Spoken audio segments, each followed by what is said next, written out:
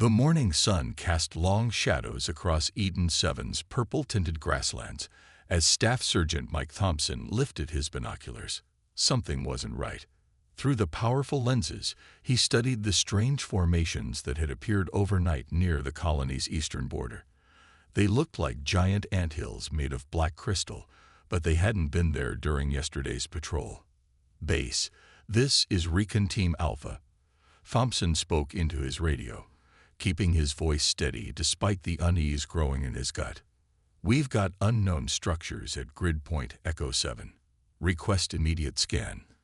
Behind him, his four-person team maintained a watchful perimeter. Private Bill Jones kept his rifle trained on the strange formations, while Corporal Andy White monitored their portable sensor equipment. The readings made no sense. The structures seemed to be generating heat and strange energy patterns. "Copy that, Alpha," came the response from Colony Command. "Satellite scan incoming. Maintain position, but do not approach." Thompson didn't need that warning. 20 years of Marine service had taught him when something felt wrong, and everything about this situation screamed danger. The structures weren't just unusual. They seemed to pulse with an inner light that made his skin crawl.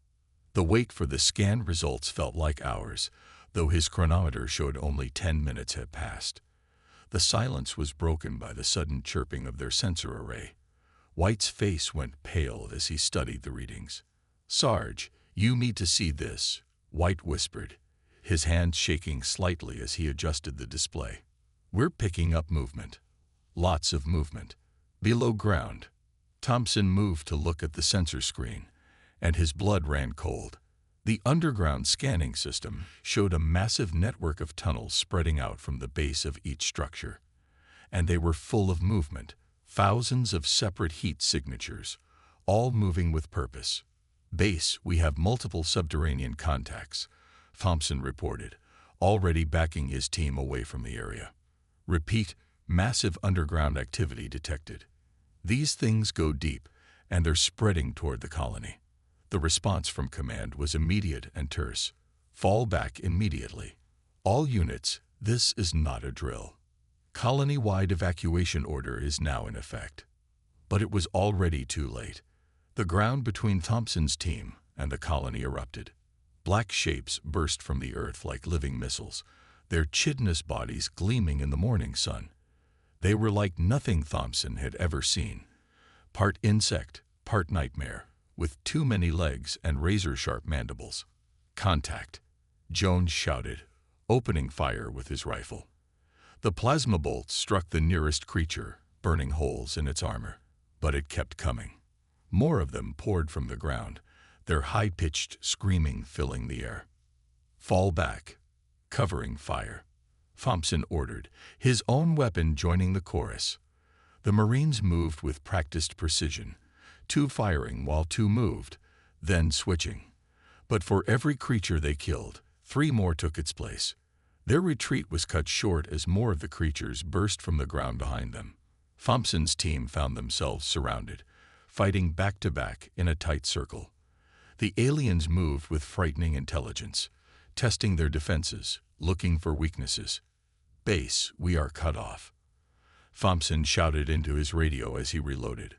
"Multiple hostile contacts, unknown classification. They're between us and the colony. Get those civilians moving now." Through breaks in the combat, Thompson could see more eruptions happening across the grasslands. The morning sky filled with emergency sirens as the colony's warning system finally activated. In the distance, civilian transports began lifting off from the spaceport. As Thompson's team fought for their lives, he realized with grim certainty that this was just the beginning. The creatures weren't just attacking. They were emerging in a carefully planned pattern, cutting off escape routes and surrounding population centers. This wasn't a random attack. This was an invasion. "Marines," Thompson shouted over the chaos. "Form up. We're punching through. The colony needs warning, and we're the only ones who can deliver it. For Earth and Eden 7, charge." With a roar, the 4 Marines launched themselves at the weakest point in the alien circle, weapons blazing. The real war for Eden 7 had begun. Captain Lisa Reed stood at the colony's main defense command center, watching in horror as red dots multiplied across the tactical display. The swarm, as the Marines had quickly named them, was emerging from dozens of points around Eden 7's main settlement. Each new eruption brought hundreds of the insectoid creatures to the surface. "Status report," she barked, keeping her voice steady despite the chaos unfolding around her. "Eastern defense line is holding, but barely," her operations officer reported. "We've lost contact with 3 outer posts. Civilian evacuation is at 15%. We need more time." Through the armored windows, Reed could see the massive colony ships rising into the purple sky. Each one carried hundreds of civilians, but the loading process was painfully slow. They needed at least 4 more hours to get everyone out. The command center shook as a massive explosion rocked the perimeter. On her screens, Reed watched as one of the defensive towers collapsed under a wave of alien bodies. The creatures were using their own dead as cover, piling up corpses to climb the walls. "All units, fall back to secondary positions," Reed ordered. "Concentrate fire on their largest groups. Don't let them mass up." The radio crackled with Thompson's voice, his words punctuated by weapon fire. "Captain, these things have a weakness. Our EMP grenades are dropping them cold. They'd got some kind of biological electrical system." Reed's mind raced with the implications. "Engineering. I want every EMP weapon we have distributed to the front lines, and get me options for creating more." A new alarm blared through the command center. The ground sensors were going crazy, showing something massive moving beneath the surface. Whatever it was, it dwarfed the other creatures. "All units, brace for impact." Reed shouted into the general channel. The warning came just in time. The ground split open near the colony's main gate, and a nightmare emerged. It was like the other creatures, but enormously larger, its armored body easily the size of a transport ship. Multiple eyes glowed with malevolent intelligence as it surveyed the battlefield. "Mother of God," someone whispered. "It's their queen." The queen's arrival changed everything. The smaller creatures immediately began moving with new purpose, coordinating their attacks with frightening precision. They targeted power systems and communication arrays, showing tactical thinking that hadn't been present before. "Ma'am," her communications officer called out, "Command wants us to retreat. They're ordering a full withdrawal of all military personnel." Reed looked at the tactical display again. Over 10,000 civilians were still waiting for evacuation. If the Marines pulled out now, they'd be slaughtered. "Send this message to command," Reed said, her jaw set firmly. "The 45th Marine Division respectfully declines to retreat at this time. We still have civilians to protect."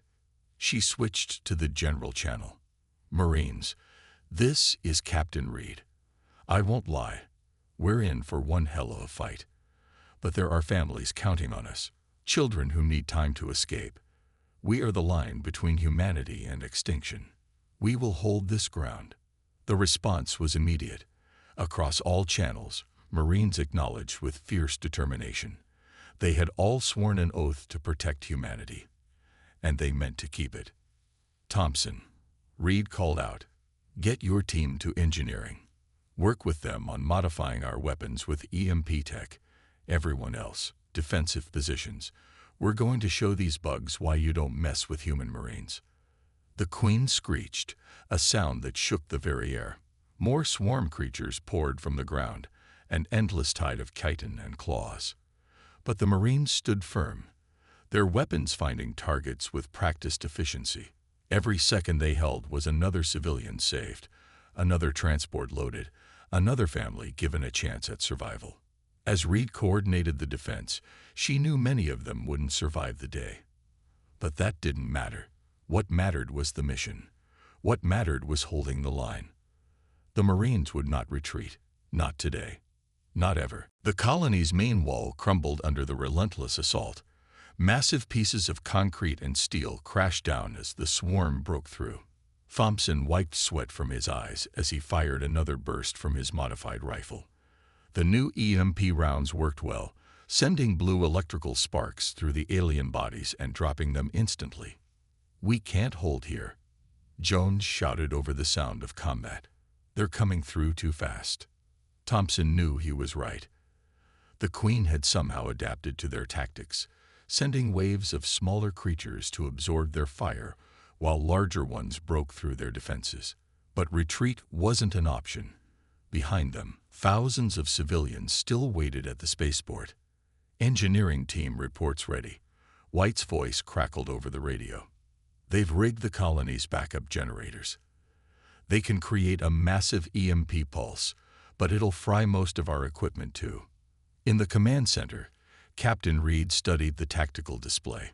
The swarm had broken through in 3 places now. Her Marines fought bravely, but they were being pushed back street by street. "Thompson," she called over the secure channel, "I need your team for a special mission. The generator plan won't work unless we can draw the Queen in close. Think you can piss her off?" Thompson grinned despite the dire situation. "Ma'am, making people angry is what Marines do best. We're on it." He gathered his team quickly. The plan was simple but dangerous. They would use their remaining EMP grenades to blast a path through the swarm, then draw the Queen's attention with some well-placed shots. The massive creature seemed to feel the death of every one of her soldiers. A few hundred dead bugs should get her moving. "Check your power packs," Thompson ordered his team. "Once we start this, there's no stopping until we reach the target zone." The 4 Marines moved out, their modified weapons clearing a path through the alien horde. The creatures seemed to sense something was wrong, trying to block their advance, but the EMP rounds kept them down. Above them, more civilian transports lifted off from the spaceport. Each successful launch strengthened their resolve. Every minute they held was another family saved. "Look sharp," Thompson called out as they reached their position near the colony's power plant. "Start hitting the big ones. Make it count." Their weapons rang out in unison, targeting the largest swarm creatures they could see. The effect was immediate. The Queen's screech of rage shook buildings and shattered windows. The massive creature began moving toward them, crushing smaller aliens under her enormous bulk. "She's taking the bait," White reported, moving right into the kill zone. But the Queen wasn't stupid. As she approached, waves of her soldiers swarmed forward, threatening to overwhelm the Marines' position. Thompson's team fought desperately, their backs against the power plant's walls. "Captain," Thompson shouted into his radio as he reloaded, "we've got her attention, but we're getting swamped here." Reed's voice came back calm and clear. "Old position, Sergeant. The generator's almost ready. Just 30 more seconds." Those 30 seconds felt like an eternity. The Marines fired until their weapon barrels glowed hot. Jones took a glancing blow from an alien claw, his armor barely holding. White's rifle finally ran dry, forcing him to switch to his sidearm. The Queen loomed over them now, her massive form blocking out the sun. Multiple jaw parts clicked and dripped with corrosive fluid as she prepared to finish these annoying humans personally. "Now," Reed's voice thundered over the radio. Thompson hit the ground, pulling his team down with him. The power plant hummed with building energy, then released it all at once. A visible wave of electromagnetic energy pulsed outward, expanding in a perfect circle. The effect on the swarm was devastating. Smaller creatures dropped instantly, their biological electrical systems overloaded. Larger ones stumbled and thrashed. And the Queen screamed. But as the pulse faded and Thompson looked up, he realized with horror that she was still standing, wounded and angry, but very much alive. "Well," he muttered, checking his now-dead weapon, "nobody said this would be easy." Captain Reed didn't waste time on shock when the Queen survived the EMP blast. She was already moving to Plan B. Her fingers flew across the tactical display as she redirected her forces. "All units, fall back to the inner defense ring," she ordered. "Thompson, get your team out of there. The Queen's hurt, but she's also angry." Thompson's team ran through the streets of the colony, the enraged Queen smashing buildings behind them. The massive EMP pulse had cleared out most of the smaller swarm creatures, but the bigger ones were starting to recover. "Captain," Thompson called between breaths as they ran. "That pulse fried our modified weapons. We're down to standard ammunition." Reed looked at the civilian evacuation numbers. Still 3,000 people waiting for transport. They needed a new plan, and they needed it fast. "Listen up," she broadcast to all Marines. "We're switching to hit-and-run tactics. Small teams, stay mobile. Keep the swarm busy while the civilians load up. And someone get me the colony's mining chief." 5 minutes later, Reed had her plan. The colony's deep mining equipment included powerful sonic drills, tools designed to break apart rock. If they could plant them around the swarm's tunnel network, they might be able to collapse their underground routes. "Thompson," she called, "I've got another crazy mission for you."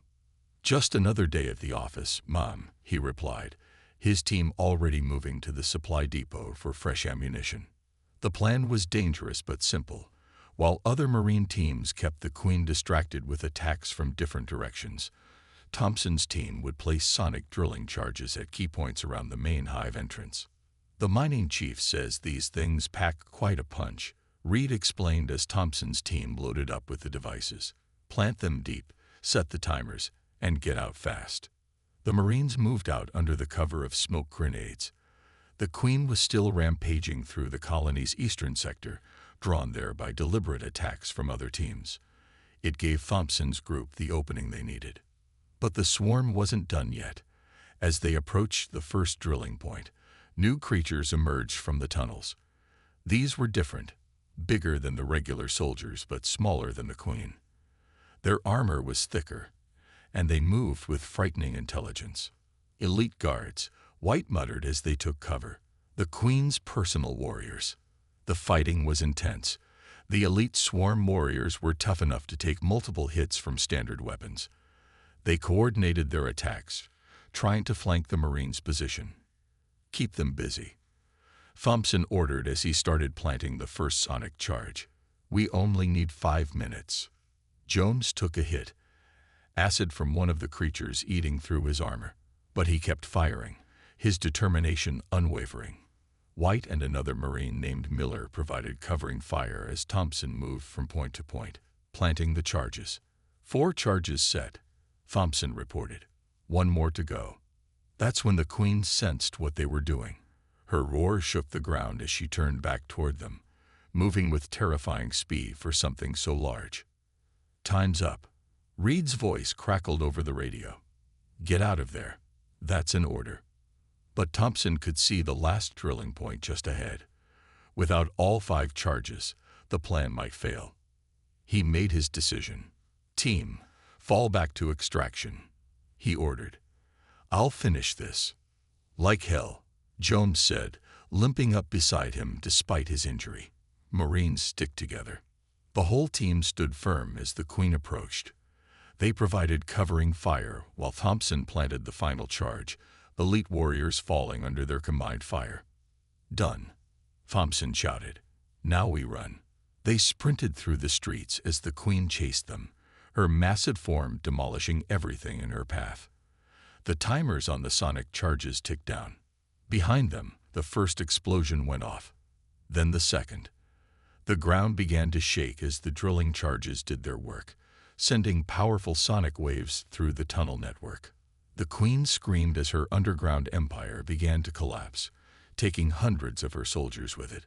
But she was still on the surface, and she was coming for the Marines who had dared to destroy her home.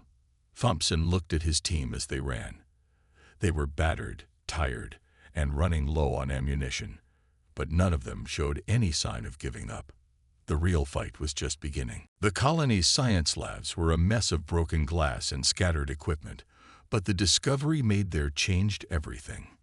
Dr. Ross, the colony's lead researcher, stared at his computer screen with wide eyes, while Captain Reed and Thompson looked over his shoulder. "You're telling me these things are artificial?" Reed asked, watching security footage of the swarm's attacks. "Engineered weapons," Dr. Ross nodded, pointing to complex data patterns on his screen. Their DNA isn't natural. Someone made these creatures thousands of years ago, then left them here like a buried bomb. Thompson checked his ammunition while listening. After their sonic charge attack, the swarm's numbers had dropped, but the surviving creatures were getting smarter. The Queen had adapted to their tactics, creating new warrior types that were harder to kill. "Look here," Dr. Ross pointed to a new scan. "Their bodies run on bioelectricity, like a living battery. That's why EMP weapons work so well. But there's more. They're all connected to the Queen through some kind of biological network." Reed's eyes narrowed. "So if we kill the Queen, the whole swarm might collapse," Dr. Ross finished. "But that's not all. I'm picking up energy readings from other parts of the planet. More colonies are waking up." The room fell silent. One swarm had nearly overwhelmed them. Multiple colonies would be impossible to fight. "How long until the fleet arrives?" Thompson asked. Reed checked her tactical display. 12 hours minimum. We've got about 2,000 civilians left to evacuate." The building shook as another explosion rocked the colony. Through the window, they could see the Queen directing her forces in a new attack pattern. The elite warriors had learned to use cover, making them much harder to hit. "Captain," a voice called over the radio. "Engineering team reports success with the modified EMP mines. We've got 20 ready to deploy." Finally, some good news. The Marines had been working to convert power cells into makeshift electromagnetic pulse weapons. They weren't as powerful as proper military gear, but they could still stun the smaller swarm creatures. "Set them up at these coordinates," Reed ordered, marking key points on the tactical map. "Focus on protecting the evacuation routes." Thompson's team moved out to help place the mines. The colony's streets were littered with dead swarm creatures and broken equipment. Marine snipers kept watch from surviving buildings, picking off any aliens that got too close. "Contact right," Jones shouted as they worked. A group of elite warriors had flanked their position, moving with deadly purpose. The Marines opened fire, but these creatures were tough. Normal bullets barely scratched their enhanced armor. One of them got close enough to slash at White, who barely rolled away in time. "EMP mine," Thompson yelled. "Now." The makeshift device detonated, sending out its electromagnetic pulse. The elite warriors stumbled, their biological systems disrupted. Regular bullets finished them off while they were stunned. "This is working," White said as they planted another mine. "But we're going to run out of power cells soon." Above them, more civilian transports lifted off from the spaceport. Each successful launch lifted their spirits, but time was running out. The Queen was learning, adapting. Each attack came closer to breaking through their defenses. Back in the command center, Reed studied the latest sensor data. More swarm colonies were emerging across the planet. They had maybe 6 hours before the other Queens arrived with their armies. "All units," she broadcast, "fall back to final defensive positions. Form a perimeter around the spaceport. This is where we make our stand." Thompson looked at his team as they moved to their assigned position. They were tired, wounded, running low on supplies. But their eyes were still fierce, their determination unbroken. "Hey, Sarge," Jones said, checking his weapon. "Think we'll make it?" Thompson watched as another transport lifted off, carrying more civilians to safety. "Doesn't matter if we make it. What matters is they make it." Around them, the remaining Marines of the 45th Division took their positions. They had held through the night and into the morning. They would hold as long as it took. The Queen's roar echoed through the colony. The final battle was about to begin. 300 Marines, that's all that remained of the 45th Division.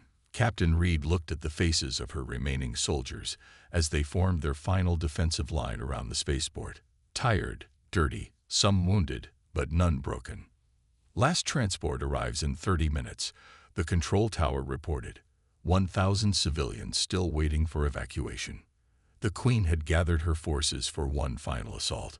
The massive creature stood at the edge of their defensive perimeter, surrounded by her elite warriors.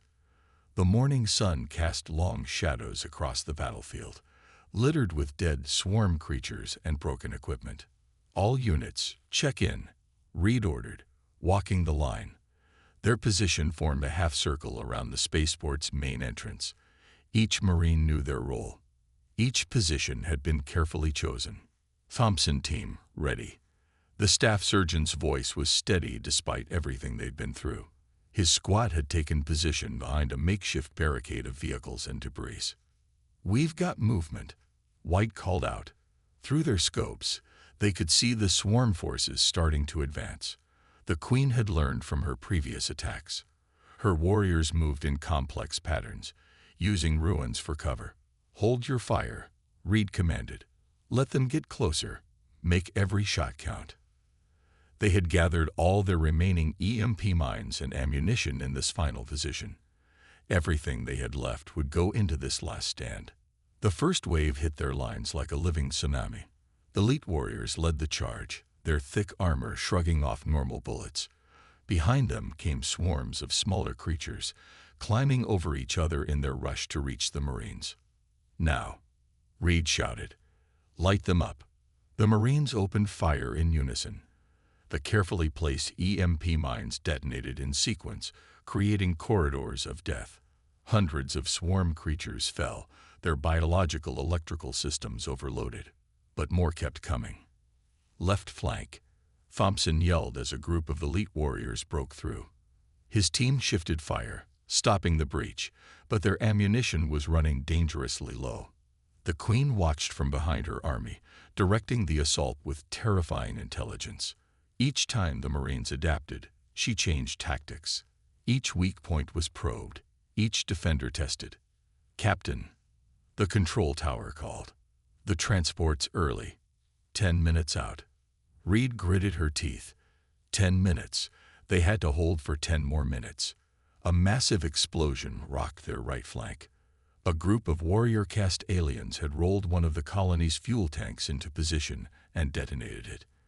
The blast created a gap in the Marine line. "Close that gap," Reed ordered, running toward the breach. She fired her rifle on full auto, dropping alien after alien, but there were too many. Thompson saw what was happening. "Jones, White with me. We're supporting the captain." His team moved fast, laying down covering fire as they went. Other Marines joined them, abandoning safe positions to plug the gap. They fought hand-to-hand when ammunition ran out, combat knives against alien claws. The Queen sensed opportunity. She moved forward, her massive form rising over the battlefield. Acid dripped from her jaws as she prepared to end this fight personally. That's when the colony's mining equipment came into play one last time. Reed had ordered all remaining sonic drills placed under their defensive position. As the Queen advanced, she triggered them. The ground shook violently. Cracks appeared in the pavement, spreading outward from the sonic devices. The vibrations didn't kill the swarm creatures, but it disrupted their coordination, made them stumble. "Push them back," Reed shouted over the chaos. "Give that transport time to land." The Marines rallied, taking advantage of the swarm's confusion. Thompson led a countercharge that drove back the elite warriors. Every Marine who could still fight gave everything they had left. High above, the final transport began its descent. 1,000 civilians waited just behind the Marine line, watching as humanity's finest fought to give them a chance at survival. The Queen recovered from the sonic attack, rage evident in her glowing eyes. She gathered her remaining forces for one final push. The Marines checked their weapons, shared their last magazines, and stood firm. 10 minutes. They just had to hold for 10 more minutes. Staff Sergeant Thompson looked at the small device in his hand.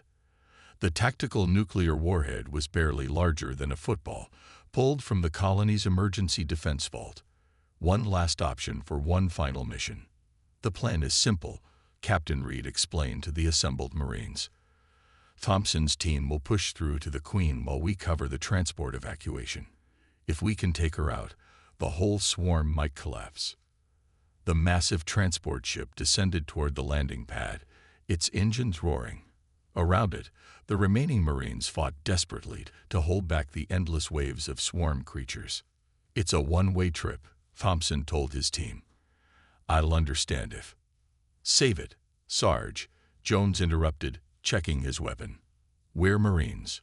We finished the mission." The Queen seemed to sense their plan. She pulled back her elite warriors, forming a living shield around herself. The morning sky had turned dark with smoke from burning buildings and weapons fire. "All units," Reed's voice rang out over the radio. "Covering fire. Give them a path." The Marines opened up with everything they had left. Their remaining EMP mines detonated in sequence, creating a brief corridor through the swarm forces. Thompson's team charged forward, running straight into hell. Jones took point, his rifle blazing. White watched their flanks while Miller guarded their rear. Thompson carried the nuclear device, running hard toward their target. The first line of elite warriors met them with savage fury. Jones dropped 3 before a claw caught him in the leg. He kept firing even as he fell, covering his teammates' advance. "Keep going," he shouted, pulling out his last grenades. "I'll hold them here." White was next. An acid spray caught him in the chest, eating through his armor. But he saw a mounted gun on a fallen defense turret and made his choice. "There's your opening, Sarge," he yelled, dragging himself to the turret. "We'll keep them off you." Miller died protecting Thompson from a flanking attack, using his body to shield his sergeant from a warrior's claws. His last act was to toss Thompson his remaining ammunition. The Queen saw Thompson coming. She reared up to her full height, letting out a roar that shook the very ground. But she'd made a mistake. She'd focused so much on the small team that she'd ignored the larger battle. Captain Reed had used the distraction to get the last civilians aboard the transport. As it lifted off, she gathered every remaining Marine for one final push. "For Earth and Eden 7, she shouted, leading the charge. "For our fallen brothers and sisters." The Marines hit the swarm's rear with devastating force. The Queen turned to face this new threat, giving Thompson his chance. He sprinted forward, dodging claws and acid sprays. The nuclear device beeped as he armed it. 30 seconds. No time to run. "Hey, ugly," he shouted, drawing the Queen's attention back to him. "Welcome to humanity." He threw the device with all his strength. It sailed through the air, straight into the Queen's open maw, as she turned to screech at him. Her reflexive swallow sealed her fate. "All units, clear the area," Reed ordered, already pulling her forces back. "Maximum range, now." The Queen realized something was wrong. She could feel the device inside her, but it was too late. The nuclear warhead detonated, the explosion contained mostly within her massive body, but still devastating. The blast wave knocked Thompson off his feet. As consciousness faded, he saw the Queen's body disintegrating, taking many of her elite warriors with her. The remaining swarm creatures fell into chaos, their link to their leader severed. When he awoke in the medical bay of a fleet carrier 3 days later, he learned the full cost of their victory. The 45th Division had suffered 60% casualties, but they'd succeeded. Over 45,000 civilians had escaped. His entire team had somehow survived, though they'd all earned long stays in medical. The war wasn't over. Other swarm colonies were emerging across Eden 7, but the Marines had shown that humanity wouldn't go quietly. They'd shown that when everything was on the line, when retreat was offered but surrender was unthinkable, humans would stand and fight. The 45th Marine Division became known as the Swarm Breakers after that day. Their stand on Eden 7 entered Marine Corps legend, taught to every new recruit as an example of what it meant to be a Marine. They had not retreated. They had not failed. They were United States Marines, and they had held the line.